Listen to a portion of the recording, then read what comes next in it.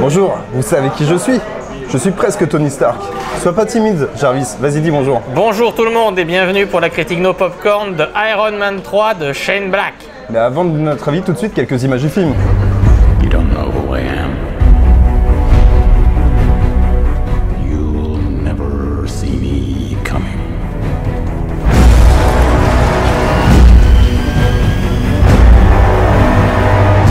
What are you going to do about these attacks?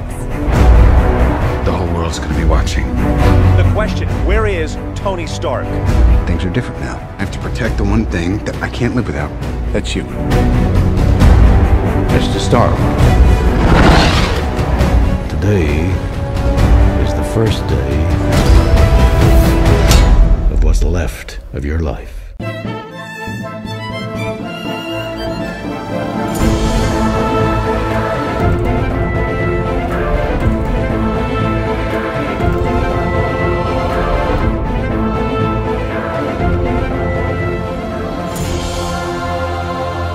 L'histoire d'Iron Man 3, c'est la suite directe d'Avengers. Il y a Tony Stark qui est traumatisé depuis l'attaque de New York, donc il fait des cauchemars, il dort plus, il passe son temps à bricoler, comme il dit dans le film.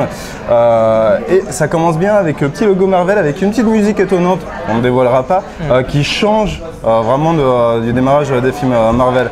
Et donc il y a le grand méchant, c'est le mandarin là, dans cette histoire. Mais il n'y a pas que lui, et puis il y a aussi des parties, des enjeux beaucoup Enfin, il va être des enjeux confronté à un dramatiques. ennemi qui veut s'attaquer directement à lui et à ses proches, donc il se passera plein de choses. C'est un Iron Man, enfin une attaque un peu plus personnelle. En même temps, bon, il provoque aussi Tony Stark, comme on voit dans la bande-annonce. Donc bon, autant vous signaler tout de suite qui était à l'écriture du scénario, Shane Black. Alors Shane Black, c'est une légende parce qu'avec L'Arme Fatale, il a redéfini ce qu'est le film d'action américain depuis 20 ans, donc c'est une pointure. Il avait fait qu'un seul film, un petit film qui a eu peu de succès au box-office mais qui a beaucoup marqué, c'est Kiss Kiss Bang Bang, qui avait pour star Robert Downey Jr. Et ce qui a fait qu'il a été en partie casté sur cette performance-là, et en retour, le karma faisant ce qu'il doit faire, Robert Downey Jr., bon, remplacé Jon Favreau, a fait appel à lui pour rebooster la franchise qui, Avengers avait bien marché, mais le 2 avait quand même pas mal déçu les aficionados. Alors, pour ceux qui ne connaissent pas donc Kiss Kiss Bang Bang, faut savoir que le duo Shane Black à l'écriture et à la réalisation et Robert Downey Jr., c'était détonnant. Donc, justement, ceux qui connaissent attendaient beaucoup d'Iron Man 3. Enfin, on avait confiance quand même. Mais la grande question, c'était comment la voix aussi unique de Shane Black pouvait s'incorporer dans une grosse machine comme Marvel. Et ce qui est bizarre, c'est que... surtout, est-ce qu'on n'allait pas l'enchaîner un petit peu quoi. Enfin, ce qui est curieux, c'est que de mon point de vue, c'est plutôt l'inverse qui s'est passé. C'est la grande machine Marvel qui s'est dissout dans un film de Shane Black. On retrouve vraiment beaucoup de motifs qu'on retrouve dans tous ces scénarios, parce qu'il a fait Le Dernier Samaritain, etc. En particulier, ça se passe au moment des fêtes de Noël, comme dans tous ces films. On retrouve certaines figures qu'on ne détaillera pas, mais pour les connaisseurs, vous reconnaîtrez tout de suite. Ah, mais oui, c'est comme dans. Donc, c'est la marque d'un vrai auteur quand même. Alors, par contre, c'est aussi peut-être ce que certaines personnes ne vont pas aimer. C'est le risque que prend un petit peu le film, c'est que voilà, c'est beaucoup calé quand même sur l'humour, sans oublier l'action par contre, contrairement au 2 où il y a des flottements. Le 2, il souffrait d'un scénario qui avait été... Enfin, le 2 avait été un peu improvisé suite au succès du 1 pour pérenniser le studio Marvel qui était naissant. Donc c'était un scénario un peu improvisé à trous, et on comblait les trous avec des guest stars pour préparer le futur Avengers. Donc c'était bancal. De ce point de vue-là, pas de ça dans Iron Man 3. Il y a un vrai thriller, une vraie intrigue. Tous les personnages sont exploités, même Pepper Potts qui était un peu... elle est moins... Là, elle est un peu plus en avant, surtout au fur et à mesure du film. Disons qu'on s'ennuie pas entre les grands morceaux de bravo. Oui, tous. Oui, il est enfin exploité. Son personnage, le fond des personnages est beaucoup plus travaillé, donc c'est beaucoup plus agréable à l'écran. C'est pas comme si on avait des personnages qui étaient éparpillés un peu partout. Disons qu'on n'attend pas les grands combats en armure. Entre les deux combats, on s'ennuie pas. Il y a une vraie enquête, il y a des développements, il y a de l'humour. Et surtout, ce qui est surprenant, c'est que les bandes annonces pouvaient laisser penser qu'ils avaient choisi d'orienter la franchise un peu comme les Dark Knight de Nolan dans le son, etc. Non, pas du tout. Voilà, c'est l'inverse, c'est peut-être un des films les plus drôles qu'on ait vu cette année. C'est plutôt comme si on mettait L'Arme Fatale chez Marvel. Enfin, c'est plus dans cet esprit-là. Enfin, on se surprend à beaucoup rire dans Iron Man 3, mais pas au dépend de l'intrigue. Enfin, les enjeux restent importants, mais malgré tout, l'humour... Non, parce qu'on rigole, mais c'est grâce au dialogue. C'est la relation des personnages. Et puis Tony Stark, en force, justement, les dialogues se prêtent tellement très bien à l'égocentrisme de Tony Stark. Une petite réplique, moi, enfin ma réplique préférée quand même du film, c'est le petit garçon qui répond à Tony Stark, à mon père, ouais, il est parti acheter des billets de loto, mais il a dû gagner vu que ça fait 6 ans qu'il est parti. Et je tiens à rassurer les fans et les intégristes comme moi de films de comics, c'est reste quand même, parce que Shane Black est fan de comics, c'est un film vraiment Marvel, on est dans l'univers Marvel, donc on retrouve. Pour ceux qui connaissent, il y a la Roxxon Oil, qui est la compagnie corrompue qu'il y a dans tous les comics Marvel. Il y a le groupe IM, enfin tous les éléments du film. On est dans l'univers Marvel. Il a pas fait ça, il n'a pas totalement écarté ça. Il a simplement injecté sa patine, ses dialogues, mais en faisant un vrai film Marvel, peut-être encore plus fidèle que les autres. Il y a 3 grosses scènes d'action. Mais entre les scènes d'action, à partir du moment où il y a la première scène, donc celle qu'on voit dans la bande-annonce de l'attaque de la maison, à partir de là, ça s'arrête pas. Il y a des petites scènes d'action qui alimentent et ça monte crescendo. À noter que pour un film mainstream, une grosse production Disney, les idées que véhicule le film sont vraiment étonnantes. Vous le verrez à l'image, on reproche souvent aux films américains d'être ultra patriotiques, etc., être un peu basique. Et là, derrière l'humour, c'est politique aussi. Hein. Oui, il y a quand même beaucoup des gros sous-entendus. Bon, alors côté casting, forcément on retrouve Robert Downey Jr. Qui est, enfin on se rend compte de façon au fur et à mesure, c'est l'incarnation parfaite, on pourrait mettre personne d'autre à la place de lui pour Tony Stark. J'ai trouvé un peu plus justement concerné que dans le numéro 2. Bah, c'est peut-être pas forcément qu'il soit plus concerné, c'est que son personnage est beaucoup plus travaillé encore, enfin, que ce soit les dialogues, que ce soit le fond du personnage, c'est pour ça, là c'est tip top. Comme on l'a dit, donc, et Gwyneth Paltrow et Don Cheadle aussi sont mieux exploités, plus concernés, mais il y a aussi des nouveaux venus. Ouais, bah Ben Kingsley, alors, étonnant, vraiment, déjà très bon acteur, mais là, vraiment, regardez les bandes annonces, on voit un peu de sa performance, c'est un mandarin que vous n'oublierez pas de sitôt. Et Guy Pearce.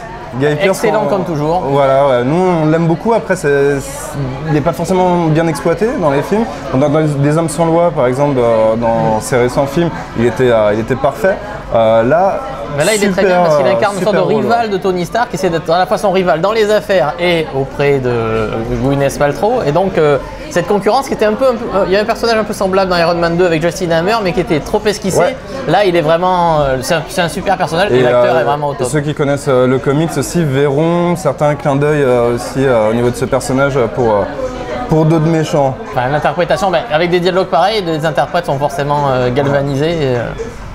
Là aussi, interprétation impeccable. Ah oui, justement, parce qu'il y a quand même un petit peu de noirceur. À côté des dialogues qui font rire, il y a de la noirceur. Encore une fois, pour les gens qui ont vu les films inspirés des scénarios de Shane Black, on sait que les méchants dans les films de Shane Black, c'est drôle, il y a de l'humour, mais ils ne sont pas des gens rigolos à la base et ça peut être parfois assez hard. Et ceux d'Iron Man 3, ils ne dérogent pas à la règle.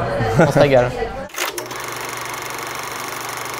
Alors Iron Man 3, ça met un tout petit peu de temps à démarrer, mais on s'ennuie pas, hein, je sais pas, juste au niveau action. On pose d'abord les personnages, le fond de l'histoire et tout ça, et arrive l'attaque de la maison qu'on voit dans la bande-annonce. Alors ce qu'on voit dans la bande-annonce, c'est à peine peut-être un dixième de la scène. Elle est incroyable, que ce soit au niveau des effets de lumière, du son, de l'enjeu dramatique, mais si on parle qu'effets spéciaux, c'est au niveau de la lumière, c'est mon dada, j'en parle à chaque fois. Donc là, le directeur de la photo sur Iron Man 3, c'est John Toll. On a vu son travail dans Braveheart, pour lequel je crois qu'il a eu l'Oscar, et récemment dans Cloud Atlas. D'ailleurs, il fera aussi le prochain Wachowski. Et bon, niveau lumière, c'est top. C'est du beau travail. Et en plus, la musique aussi qui accompagne super bien cette scène, donc elle est épique. Dommage peut-être parce qu'on la retient pas tout de suite parce qu'on est dedans, on est dans l'action. Au premier visionnage, donc je pense on la mémorise pas tout de suite, mais le générique de fin est particulièrement groovy, il est excellent. Et la musique à noter, c'est Brian Tyler. Principalement dans le 2, c'était un peu abrutissant. Là, c'est donc il change tout au niveau de la musique, mais le générique de fin, il est 70s, il est super, il est groovy. Regardez bien l'apparition du titre. Ah ouais, c'est super. Ça on adore. Jusqu'au bout, c'est bien. Et comme d'habitude dans les films Marvel, bien sûr, il y a une scène de rester après le générique. Oui, faut bien rester, Il y a aussi quand même des scènes donc, avec Tony Stark qui est à moitié Iron Man, vous comprendrez quand vous le verrez. Ces scènes d'action, c'est pareil, elles sont super bien faites, donc on n'a pas le temps de voir si vraiment que ça soit CGI ou si c'est que du physique. Mais en tout cas, c'est super bien fait, on plonge dedans. Alors, en plus, la scène est géniale, c'est super bien fait, c'est super dynamique. Il y a quand même 3 grandes scènes, 3 morceaux de bravoure et tous, ça fuse il y en a de partout, des gags visuels, des répliques, enfin, tout, c'est du pur cinéma de divertissement, le vrai summer movie. Au final, on se rend compte, Shane Black, on connaissait donc son talent d'écriture, il savait réaliser aussi, mais là, c'est quand même un film d'action, un gros film d'action. Ben voilà, il est calé, il est bon, vous pouvez continuer à le reprendre. I'm gonna offer a choice. Do you want an empty life or a meaningful death? You're not a man. You're nothing more than a maniac. I'm not afraid of you. No politics here. Just good old-fashioned revenge.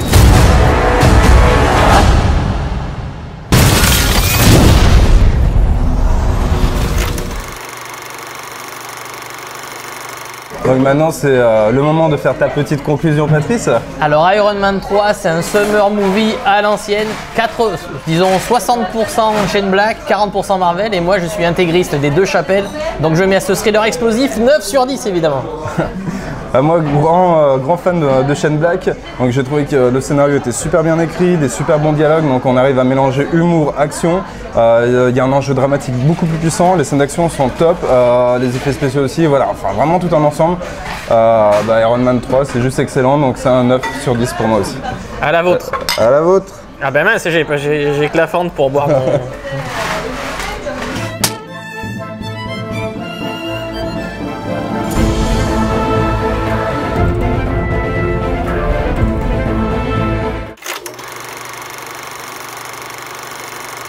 Bonjour tout le monde, nous sommes ici pour le mixeur infernal de Tony Stark. C'est bien, bravo.